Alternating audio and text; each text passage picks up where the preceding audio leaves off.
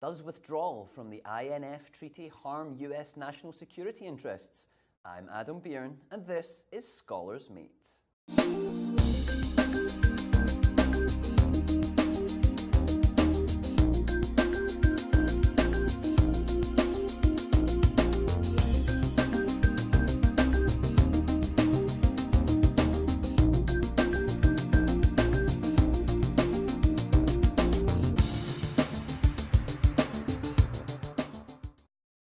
Hello and welcome to Scholars Meet. I'm your host, Adam Byrne. The Trump administration has announced its intention to withdraw from the Intermediate Range Nuclear Forces Treaty, a Cold War-era agreement between the United States and the Soviet Union that sought to reduce the two countries' nuclear arsenals. Multiple US administrations have accused Russia of violating the treaty, but have stopped short of pulling out until now. But does the decision put US national security interests at risk? Joining us to discuss the issue is Mckeon Dodge, Research Fellow for Missile Defense and Nuclear Deterrence at the Heritage Foundation. She worked as Senator John Kyle's Senior Defense Policy Advisor and is a doctoral candidate at George Mason University. She's a former Publius Fellow at the Claremont Institute and a former Center for Strategic and International Studies Pony Nuclear Scholars Initiative Scholar. And also joining us is James Mckeon, a policy analyst at the Center for Arms Control and Non-Proliferation. His work focuses on US-Russia arms control, missile defense, the nuclear programs of Iran and North Korea, the Pentagon budget, and other related policy areas. His expertise has been published or quoted by CBS News, The Washington Post, Politico, Wired, US News and World Report, and many other outlets. And thank you both for joining us. Thank you for having us. Appreciate it. So, James Mckeon, does withdrawal from the INF Treaty harm US national security interests? It absolutely does. And what I want to focus on are two main points. And the first point is that it risks an arms race, in Europe and potentially in Asia. And it also potentially undermines the future of arms control, particularly the New START Treaty, which I know Mckeon is not a fan of. And what I want to also focus on is I know what Mckeon's arguments will be. She'll make the argument that China is not a party to the treaty, and therefore they have a lot of these missiles that the treaty covered. She'll also make the argument that the Russians are violating the treaty, which is absolutely true, and therefore why should we stay in a treaty that the Russians are violating? If I do my job correctly today, what I will point out is that those arguments seem to make sense on the surface, but when you scratch a little bit deeper, when you dig deeper, you see that those arguments fall apart under scrutiny. At the end of the day, without the INF Treaty, we are risking an arms race across the globe, and we are potentially risking the future of arms control writ large. And Mckeon Dodge, how do you respond to that argument? Well, I wasn't going to mention China in my opening remarks, so no dice there for now anyways. But I do think that withdrawing from an arms control treaty is, from the INF Treaty, is in our interest. It does not spell arms race. I mean, for one, Russia is already developing and deploying these systems. So Russia is racing, we are standing by, and despite multiple measures that we've taken, Russia is not coming back into compliance. If we are going to, we both care about arms control, that means we have to be ruthless about non-compliance and about violations. And I do think that withdrawing from the INF Treaty is a good step, because with the treaty in effect, we are not going to be able to explore our options to address Russia violations fully, because treaties limit our ability to learn about systems that they prohibit, and that's the case with the INF Treaty for sure. So no, I do not agree that withdrawing from the treaty spells arms race. We withdrew from the ABM Treaty before. It did not spell arms race, even though I know that the Russians are not particularly fond of withdrawing from the treaty. I do not think it spells global arms race risk either. Partly because the Russians are going to do what they want to do, what's in their interest to do anyway, and other countries are going to respond regardless of whether there is a piece of paper signed or not. And what about that point that Russia will do what Russia will do? Right. So I think the important thing here to recognize is that during the Obama administration, which first made public that the Russians were violating the treaty, and they deployed a missile, and it's currently deployed, called the 9M729. It's a ground-launched intermediate-range cruise missile. And one important part about the treaty that we haven't mentioned yet is that it only covers ground-launched missiles. It doesn't cover air or sea-launched missiles. So the Trump administration, in the fall to winter of 2017, they created a strategy to respond to this, which largely mirrored, actually, the strategy of the Obama administration, put increased pressure on the Russians to try to bring them back into compliance. And this was actually based off of a historical strategy that happened during the ABM Treaty, which Mckeon just mentioned. The Russians were, then the Soviets, were violating the treaty with a radar system that was not appropriate for the treaty. We don't need to go into the details, but the important thing was it took the United States 6 years to get the Russians back into compliance. And ultimately, they did. And during that time period, we negotiated a treaty called the INF Treaty. We also laid the groundwork for the First START Treaty, which was arms control. So it's not that when the Russians are violating the treaty, we can't work on arms control writ large. But going back to the original point, when the Russians are violating a treaty, do we simply walk away? That is what this argument comes down to. And the Trump administration originally said no. They wanted to do increased pressure, as I mentioned. They wanted to basically increase the pressure that was started during the Obama administration. Then suddenly, barely more than a year later, they're pulling out of the treaty. Why is that? Did we consult allies about this decision? One thing that Mckeon has recommended in the past. It seems that we haven't. We made an abrupt decision to leave the treaty when there was a strategy in place that could have potentially fixed it. Now, was it sustainable to stay in the INF Treaty forever if the Russians continued to deny that they were in violation? Of course not. It wasn't. But it wasn't time to withdraw yet. We have tools at our disposal that aren't just withdrawing from a treaty to try to get them back into compliance. And my fear is that we are doing what hawks on Capitol Hill have always wanted us to do, which is build and deploy ground-launched cruise missiles or potentially even intermediate-range ballistic missiles and put them in the European theater or potentially the Asia-Pacific theater. This puts not only Europeans or folks in Asia at risk, it increases the chances of an actual arms race in both regions. That is not safe for the United States, and it certainly is something that we need to look at for the future to prevent from happening. So, Mckeon, is that the goal of people who hold your position, to make sure that we can build ground-launched missiles? I don't think that's the purpose of withdrawing from the INF Treaty. I really do think that we are withdrawing from the INF Treaty because we've exhausted other options. Now, I also remember that the Obama administration was not particularly fond of imposing measures and cost measures on Russia. It was actually Congress who led on this issue in a very bipartisan manner that imposed economic sanctions that mandated that the Obama administration looks into responding to INF Treaty violations, that kind of led the administration along. Now, the problem with Russia is that it's been interested in intermediate-range missiles at least since 2003, and it actually proposed that the United States withdraws from the INF Treaty in mutual manner, and the United States disagreed. Now, no wonder Russia is violating the treaty. It sees that it needs intermediate-range missiles for its national security. I'm sure China is probably a component of that, and I would agree with that. But if Russia did not violate the treaty, the United States would not withdraw. In addition, we've raised the issue of Russian violations in quite a few diplomatic engagements with the Russians over the years. They were always non-responsive to our concerns. We revealed as much information as we could about a missile that violates the INF Treaty to the risk of our sources and methods. Again, we didn't get much in return from the Russians by the way of willingness to show that they're going to come back into compliance. Now, NATO has issued very strong statement in support of U.S. steps and of a decision to withdraw from the INF Treaty. Individual allies issued their own respective statements supporting U.S. Position right now. And again, I think there is an agreement that Russia is not coming back into compliance, that we've exhausted diplomatic options, we've exhausted economic options, we cannot exploit military options fully. And you did mention sea and air-launched missiles of intermediate range, but the fourth generation required for those systems, it's very expensive.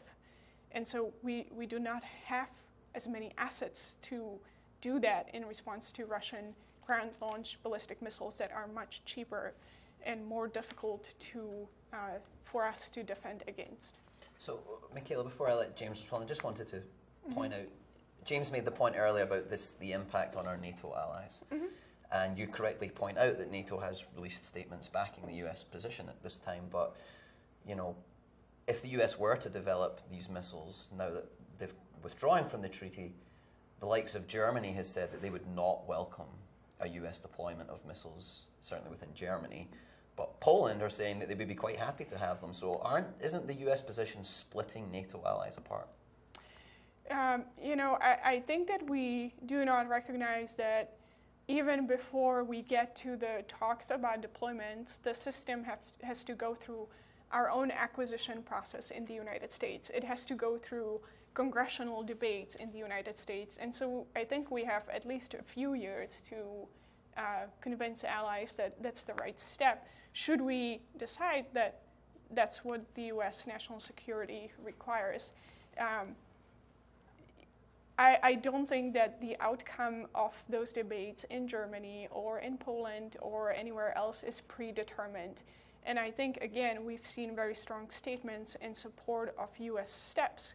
And there is no inherent reason why they couldn't extend to potential US deployments years down the line when you have the time to discuss and debate the issue in the public. Okay, and James, what about Michaela's point that, you know, Russia has these systems, they've already deployed them in the field, and therefore we need to withdraw from this treaty in order to be able to catch up? Sure. So I think the best way to answer that is to look at the number that the Russians have deployed thus far. I don't want to minimize the fact that Russia is violating this treaty. They absolutely are. But we're acting as though they have 10,000 missiles and that we need to respond right away. The thing about the treaty is that the Russians didn't want us to know that they were hiding it, that they were actually developing this system. The treaty prevented them from doing it on a mass scale. We caught them through our intelligence measures, which is a testament to our intelligence community. But without the treaty, it's like telling someone who cheated on a test, oh, hey, we caught you cheating, and by the way, you can just leave school and do whatever you want. My fear is that the Russians are going to take this one missile system, the 9M729, and then they're going to say, well, we're not actually in violation of the treaty. They are. But they'll use the U.S. pulling out of the treaty as a reason to develop more of these missiles and potentially other kinds. Under the treaty, if they were still in it, they would have to cheat and continue to try to obfuscate and hide to be able to do this. So pulling out of the treaty isn't in our national security interest, which is the fundamental point of this debate. Keeping them in and keeping them at least doing it undercover, which means they won't be able to deploy en masse, is in the U.S. national security interest for now. And I think going back to NATO, one thing that you mentioned before, Germany is staunchly opposed to this decision. And if we're pulling out of this treaty under the guise of, oh, well, we need to have options available, the treaty didn't prevent doing research and development on INF range missiles. It prevented the production and the deployment of it. It prevented the testing of it. So we could have done things, and in fact we started to based on some hawkish members in Congress who wanted to do this. We could have started doing more research and development without actually withdrawing from the treaty. And I think that's my fundamental point. When it came to the Trump administration just a year and a half ago, they had a plan. It was State Department led. We're going to increase pressure on Russia, as I said. But now the choice is, oh, we're pulling out of the treaty almost on a whim. We didn't consult allies properly, and clearly we're accomplishing some of the goals of Vladimir Putin, which is dividing the NATO alliance. My fear is that if we continue down this road, which is withdrawing from the INF Treaty, what is the next step? The next step is to build and deploy these missiles, likely in Europe, which would divide the alliance further. We fell into Vladimir Putin's trap. Cheat on the treaty, then have the US withdraw, blame the US, deploy more missiles, have them deploy missiles in Europe, and then guess what? Everyone's divided. This is not in our national security interest, and it certainly isn't in our allies either. And Michaela, to pick up on James's point, isn't that the case that the US has given up the moral high ground here? I don't think so. The Russians are violating the treaty, and ultimately they are responsible for the treaty's demise. Now, if our friends in Germany want to make the case that the United States is responsible for the treaty's demise, they may do so, but it misses the fundamental point that it's Russia that has been cheating for years on the treaty. There is a universal recognition that Russia is not going to come back into compliance with the treaty. Now, we haven't talked about the issue of, ground-based launchers from which this banned missile is being launched, that also potentially is available to launch their other missiles, including shorter range, that they would have to destroy. Again, there is no way Russia is coming back into compliance with the INF Treaty. And so if we do not withdraw, we are in a situation where we have a treaty that we unilaterally abide by, that the Russians continue to violate. You mentioned the question of resources and then producing on a fuller scale, but they have to make trade-offs too. So if they choose to spend resources on ground-launched ballistic missiles of the INF range, then those are resources they cannot use in other parts of their nuclear modernization program. And so I don't think it's a bad thing to force them to make these kinds of trade-offs and to see what they are about with their programs. The truth of the matter is that because of the US bureaucracy being what it is, we are not going to be able to fully exploit options that the treaty prohibits if the treaty is in effect. And that's the logic behind the administration suspending the treaty. It's to get that legal obligation out of the way so that we can fully exploit options to build, to potentially build, to research and develop systems that we might need to counter Russian developments. And it's not just about the ground-based, ground-launched missiles.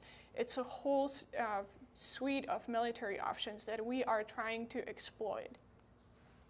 James, have you got anything particular? So yeah, I think we have to focus on what is the goal of arms control and why is it important? Why is it a problem from my perspective, working at an organization that's literally called the Center for Arms Control, that we are getting rid of this treaty? The goal of arms control is to not just limit the number of deployed nuclear weapons, or in this case, even in the INF Treaty, it's also conventional weapons. We eliminated an entire class of missile.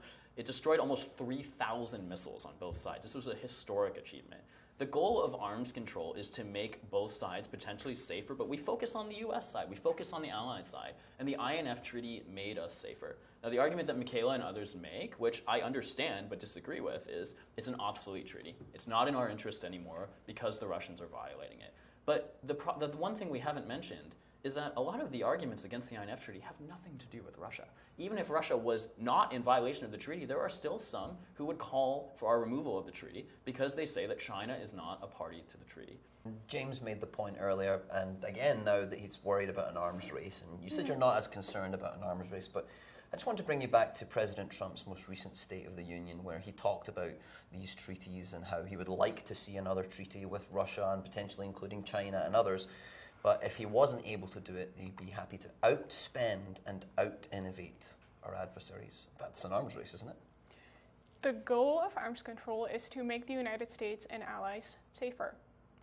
Now, I don't think that if you have a treaty that the other party does not honor in any shape or form, that makes anyone safer, and especially not the United States or our allies. You talked about limited deployments, but what we've seen over the years is that Russia has increased the scale of its violation as if there was no treaty at all.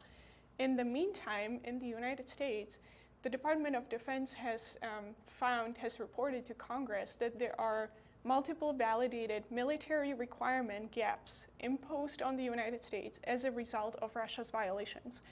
And so I think that actually taking INF Treaty violations and signaling that violations will not be without response, that we will respond in a way that we need for our national security and for our allies, that is actually beneficial to a whole host of other arms control agreements that we have with other states.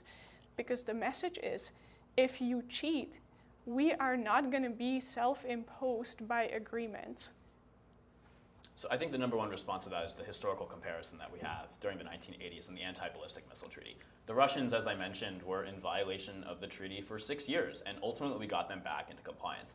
Now, I know we're not in the agreement segment yet, but I do want to agree with Mckeon on one thing. Do I think it's very likely that the Russians would come back into compliance in 5 years? I don't. I don't think it's that likely. But I think we can both agree that the biggest thing in the ABM treaty that brought the Russians back into compliance was a change in the geopolitical system. It was a change as well at the top in terms of who was leading the Russians and who was leading the United States. So who knows? Would Vladimir Putin be around in 10 years? Would there be somebody who would come in that would change it? I don't know. And that's why whenever someone says there's no way the Russians would come back into compliance, in 1988, someone could have said there's no way the Soviet Union would have collapsed. Making predictions like that, I don't think is the sound way to move forward. So we have to look at is whether it was the right time now to withdraw from the treaty? And I think that's the fundamental point here. Or could we have continued to try to pressure the Russians back into compliance and avoid the potential for an arms race in the future?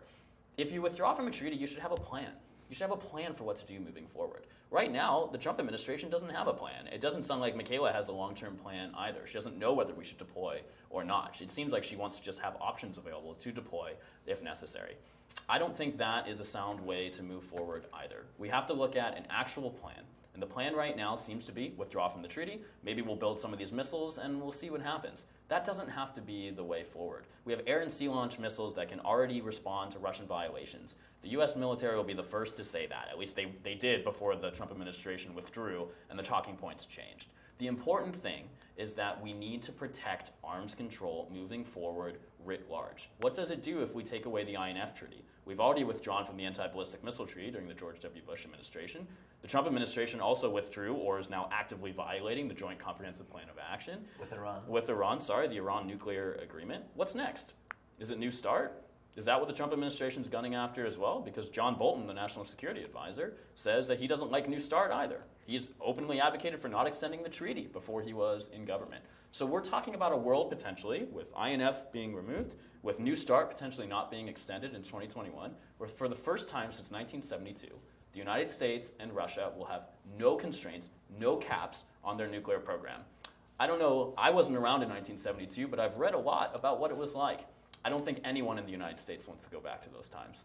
Okay, so James poses the point. What is the long-term plan? If I can just respond, I mean, arms race in the case that the U.S. withdraws from the treaty, that sounds awfully like a prediction about the future that you said are so uncertain. And, you know, I love that you keep bringing out the ABM treaty because we heard the same arguments about how it's going to be incredibly destabilizing and destructive for arms control if the United States withdraws from the ABM treaty. Now, instead, the United States and the Russian Federation went on to sign the Moscow Treaty that actually eliminated something like, a half of the US arsenal or so. And so the doomsday predictions, I think, are incorrect or at least highly uncertain and if not unlikely. I do think that, you know, one of the points that I'm trying to hammer down is that if we have the INF Treaty, we are not going to be able to explore what our future options are. And that is because the treaty limits what we learn about the systems. And we do have historical examples of this, for example, with the US aircraft carrier planes and the Washington Treaty limits. That might be a little too historical, nerdy example. But, you know, the point being, if the United States is the only country that is abiding by a treaty, and if Russia acts as if there was no treaty, which it has, as we've seen with the increased scale of its violations, there is no point in continuing the treaty. And there is no point in, you know, it's not good for other arms control agreements that we have with Russia, that we have with other countries around the world. I don't think that having a treaty that Russia violates in force makes it more likely that New START will be extended. All right, and let's take some questions now from our viewers. And we start with one from Amanda Vasquez, who asks, did the original treaty have any enforcement mechanism in case one side violated its terms? James, you're nodding furiously. Yeah, so I mean, the treaty did have an inspections mechanism that lasted for quite a while, but it did expire.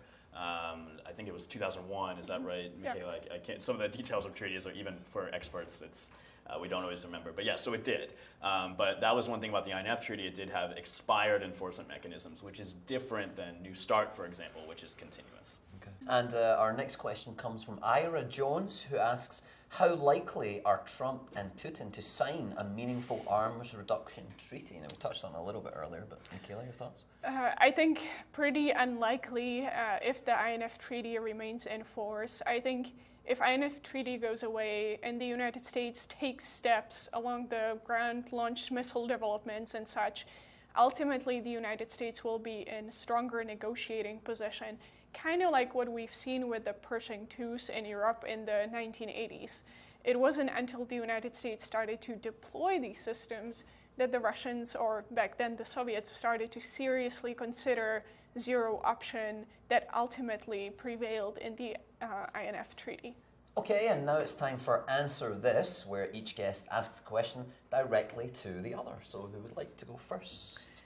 I'd like to ask you, James, in your opinion, when is the time that you know that we've exhausted all the options and that it's the right step to withdraw from a treaty? That's a great question because you know my answer. I don't know. And I think you could have asked the Trump administration this 2 years ago and they wouldn't have had the answer that would have been, we're going to withdraw in February or January and then be out in August. But I will say that I don't think this is the right time, as I mentioned before, and I've sort of gone into that. But I want to ask you a question, actually, if that's okay. Sure. And the question that I have is about China, because it's been interesting to me. A lot of analysts, we debate this stuff all the time. But you didn't bring up China at all, which has been one of the core arguments of the Trump administration. So my question comes down to this. If Russia came back into compliance, if all of the 9 M729s were verifiably eliminated, would you support the U.S. staying in the treaty? I don't think that we would have withdrawn from the INF Treaty if the Russians did not violate it. But now that we have withdrawn, there's about 5.5 months until we actually withdraw, because the treaty has a 6-month withdrawal clause. If they eliminated everything, would you support the United States going back into the treaty? I think I would actually, yeah. Okay. Okay, well, now it's time for We Agree, where each guest names something the other said that he or she agrees with. And who would like to start there? Although we had a little preview earlier, I think. I'm happy to start. I agree with my colleague James that the announcement of the withdrawal was not particularly well executed. And I think that the administration should have coordinated with allies better and more in advance. I think that they did an excellent job catching up, but I think it was a struggle that did not have to be. Okay, and James, where did you agree with Mckeon? Yeah, I'll go back to the biggest agreement I had earlier, which is that there's no guarantee the Russians would come back into compliance with the treaty. It's impossible to predict that they would or wouldn't, and I think that's a salient point. But it goes back to whether we think it was the right time to withdraw or not. Okay, and that is all we have time for. We'd like to thank Michaela Dodge of the Heritage Foundation and James Mckeon of the Centre for Arms Control and Non-Proliferation for joining us to discuss this issue. Thank you. Thanks very much. Thank you. And thank you for watching Scholars Mate. I'm Adam Byrne. We'll see you next time.